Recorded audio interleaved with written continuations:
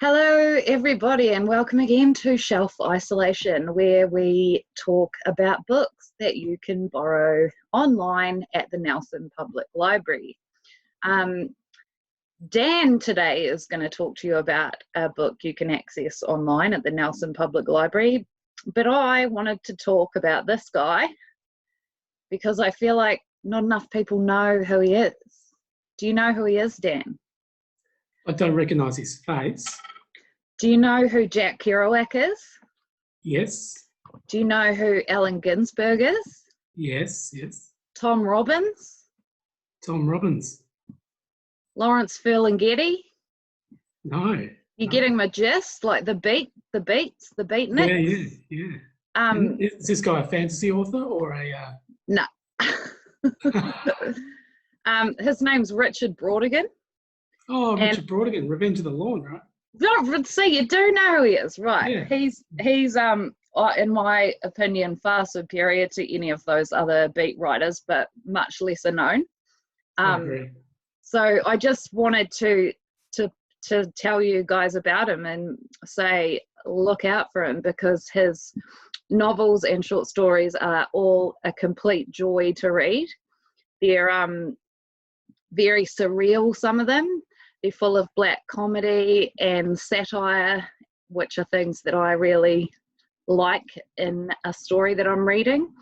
So yeah, he was writing in the hippie era, the 60s. He was born in 35, and put out a load of novels and short stories and poem collections, and they're all really, really great. And then he became an alcoholic, moved out onto some farmland and shot himself in the head.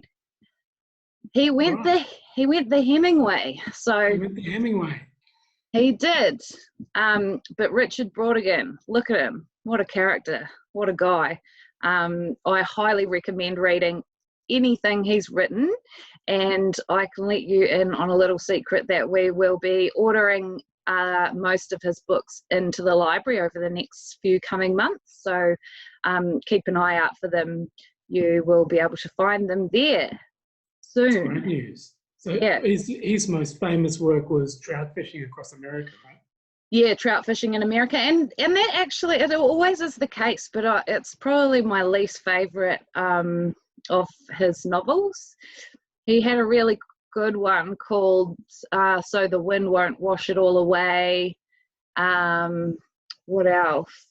And Watermelon Sugar.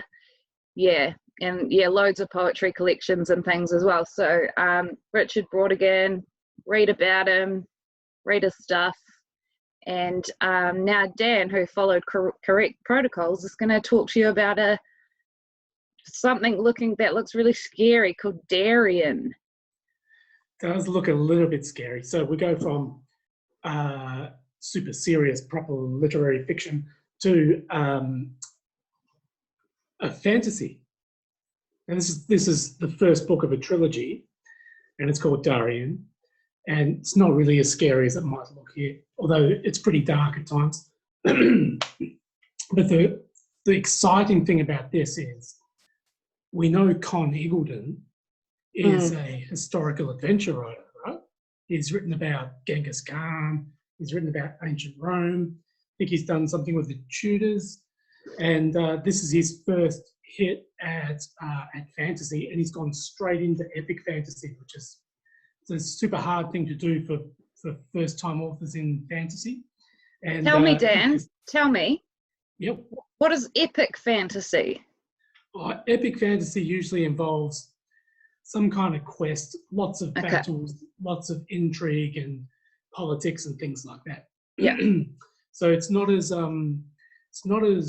highfalutin as high fantasy with made up cultures, made up languages, all that kind of stuff. Although there is a little bit of that to make their world believable. Yeah. But mostly it centres around some kind of conflict or quest that needs to be undertaken. And okay. So this is a tale of two cities. So the first city is called Darien, and the second city is called Cheyenne, and that's the name of the second book. And basically, it's there's a bunch of unrest going on between these two cities, which are quite far apart. They're a few days apart travel. And excuse me. So there's a bit of unrest, and there's a fair few agitators just starting to rock things under the table a little bit, and that's where it all kicks off. So essentially, it's a big battle between these two cities and two cultures, trying to come to terms with. There's another third element, which rears its ugly head.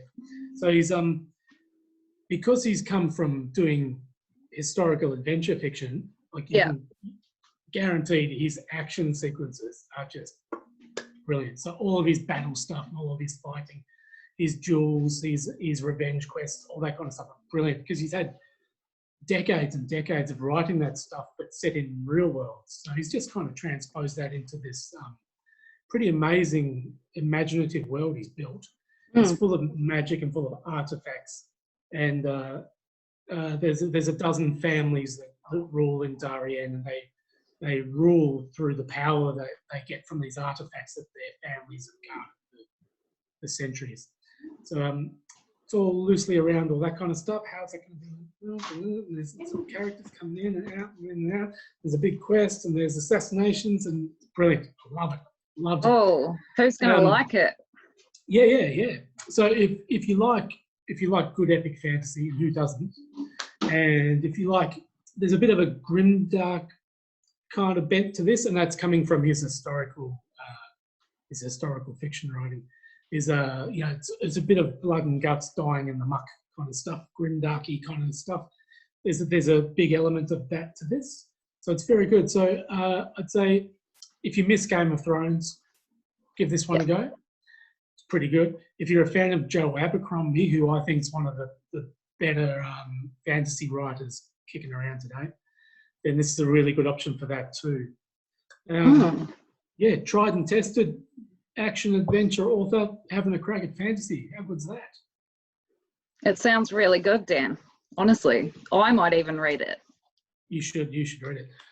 Now this is available as an ebook and as an audiobook. I can't quite remember, but it's definitely an ebook. And that's just through our website. You just jump on and download it through there. Cool. All right, thanks. So that's another couple of recommendations for you guys, or as we say in Australia, recos. We'll be back with you very soon. Hopefully, Richard Brautigan and epic fantasy would have been paired together. I know. Hopefully, the next time we see you, we'll be holding real books in our hands in the library. But I mean, the day will come. Thanks, and see you again.